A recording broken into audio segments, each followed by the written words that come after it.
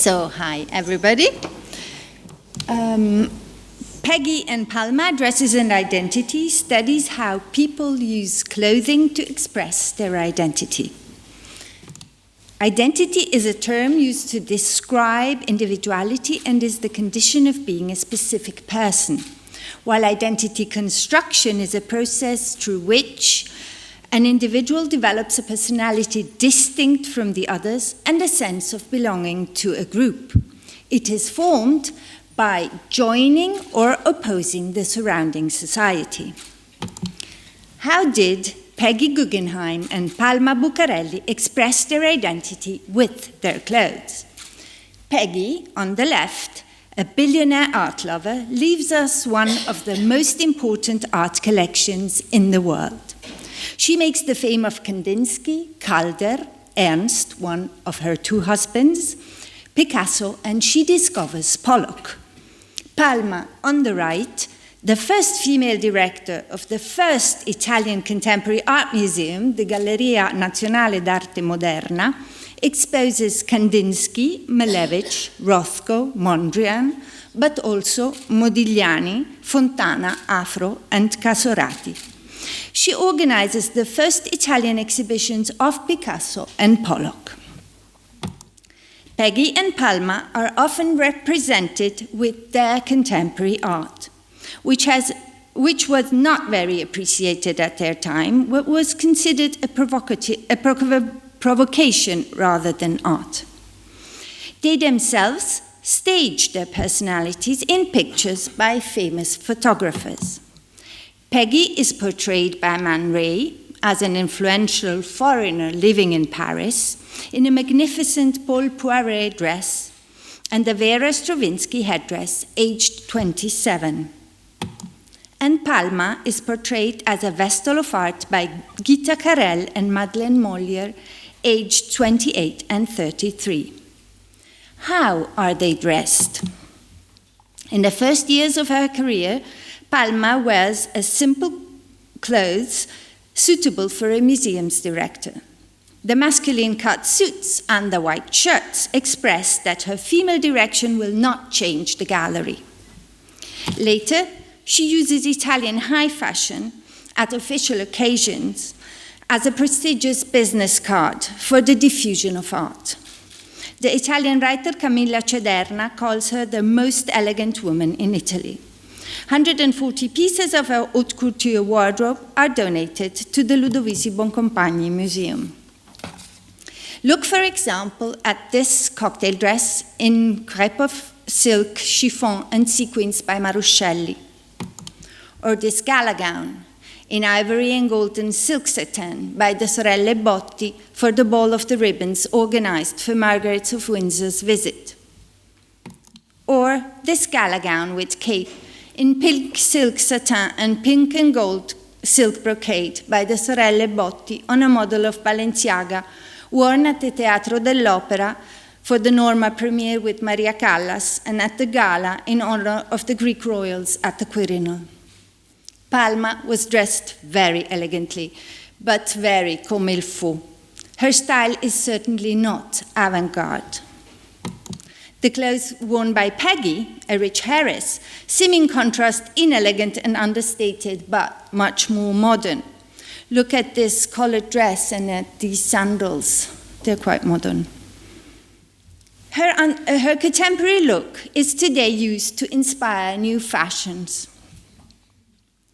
Vogue advises in 2017 to follow her fabulous styling suggestions. The clothes worn in the pictures are not her real ones, but new items suggesting an iconic Peggy style. And here we have the reuse of the old.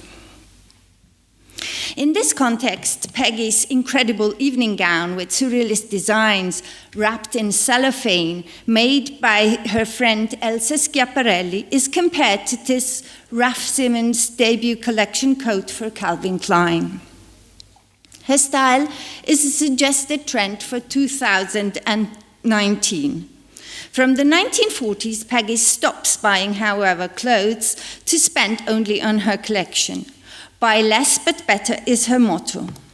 Her extravagant and timeless wardrobe could be worn today, such as the straw hat with the exaggerated brim, the strange summer dress with white embroidered collar, or the beautiful blue silk voile cape worn over a green dress, which matches a splendid Picasso on the beach from 1920. In Peggy's clothing line, not fashion is the work of art, but dress and painting, one the extension of the other, turned Peggy into part of her collection. Her most famous accessory are the butterfly glasses designed by Edward Melcalfe, of which Safilo produced in 2014 a limited edition remake for the Peggy Guggenheim Museum.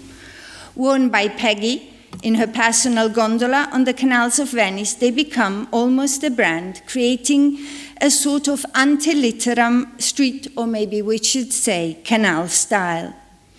Another valuable accessory are her Yves Tanguy and Alexander Calder earrings, of which Peggy said, "I wore one of my Tanguy earrings and one made by Calder to show my impartiality between surrealist and abstract art." In 2003, a pair of similar Calder earrings were sold by Sotheby's at the exorbitant price of $1,055,000. Peggy and Palma make scandal in art and in their private lives. Free and independent, they refuse the female role proposed by society, which, overwhelmed by their creative and managerial power, spared them no foolish nicknames or fierce slander. To this attack, they surprisingly both answered, integrating the scandal into the tale of their lives. So they didn't say, no, it's not like that. They said, yeah, it's exactly like that. The criticism against Peggy said that no one could match her appetite for modern art and modern artists, that her veracity for art and sex made the Viennese composer Alma Mahler look like a timid provincial. It said that even if she looked ugly, she must have had something attractive to justify the involvement of so many men, since she was so attentive to her money. It was said that her personal collection intended to humiliate national museums, but her 40 Picassos are mentioned less often than her 1,000 lovers, which, by her own admission, she is said to have had. Peggy called herself an nymphomaniac, but confessed also to have aborted 7 children of the love of her life, the British writer John Holmes, because, quote, "we were not married, and marriage was important at the time." The criticism against Palma described her as harsh, with an iron will and a queenly look. The Italian actress Anna Proclemer said, "I never knew anyone who, like Palma, looked down on you, even when she was sitting." She was accused of being sick for international culture in a way typical for her petit bourgeois origin. It was said that she preferred married men to have time for other flirts. The scandalous Palma, it was said, was banished from respectable houses and disputed in the jet-set lounges where financial deals were made. Her lifelong companion was for many years a relation to a married man. Of herself, Palma said, "I was loved very much, but loved little, and I was afraid of being tied for all my life, and that a family would prevent me to do other things." Peggy and Palma were both narrated as vain, as power-sick, in short, as bad women, in order to disregard their power and their great creativity. And I think that these pictures that represent them again and again, sitting on their beds, are quite offensive. I know of no art critic or art collector that is represented like that. The countless mention of their clothes, at a time when fashion was considered feminine and frivolous, helped diminish these two great art experts and forget their modern and tenacious spirit, which allowed them to confront and direct the great artists and the important art collectors of their time. And we come to the conclusion. Fashion can be art, a tool, a waste, just vanity, or simply what different people choose to wear to represent themselves to the world. To express identity, people now style surf on the entire ocean of fashion and mix all clothes to individual looks. A severe suit, a shiny gala gown with cape, a creative evening gown wrapped in cellophane, or an incredible pair of butterfly glasses. In this sense, as Virginia Woolf once said, It is the clothes that wear us, and not we them. We may make them take the mold of arm or breast, but they mold our hearts, our brains, our tongues, our being. Thank you.